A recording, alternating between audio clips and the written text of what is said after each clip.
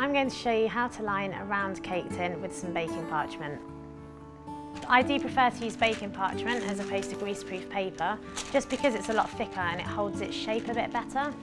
I've got my round cake tin here, and this is what we call a spring form tin. In order to get the circumference of your cake tin, if you are using a piece of string, make sure it's overlapping a little. And then we can cut a strip of baking parchment the length of our string. If you don't have a string, you can just use the cake tin and keep rolling it over until you get the right length. You've got the right length now.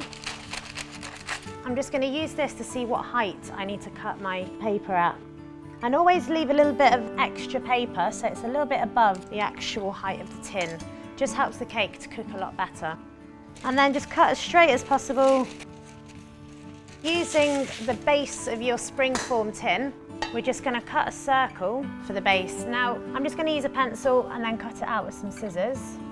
Unfortunately, if you do forget to line your cake tins when you're baking a cake, it will stick to the actual cake tin. So it is always best to try and remember to line your cake tins.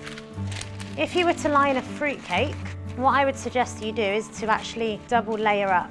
The reason for that is because if you're baking a fruit cake, it takes a lot longer to cook. So you don't want to burn the top of your fruit cake. So you would always use a double layer of baking parchment. So once you've cut your big long strip and the round circle for the base, we're now ready to start to line. So insert the base, make sure you've clipped it nice and tight. And then I'm going to be using some grease spray, which I find is the best thing to use, just because you get a really nice thin layer in order to stick the paper. If you can't get hold of grease spray, you can by all means just use some soft butter, a bit of kitchen towel, and just wipe it around. Even with the grease spray, you just want to make sure you've got it into all the sides. So to begin with, you're going to pop the base down and just make sure it's sitting really flat. So you want to make sure you've got your tin completely ready, lined, and then you would start to bake your cake.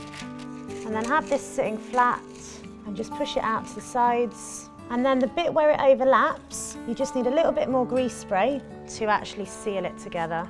So make sure that bit's sitting nice and flat, and a bit of grease spray on that side. So as you can see, I've done a single layer of lining around the outside. So this is now ready for a normal regular cake.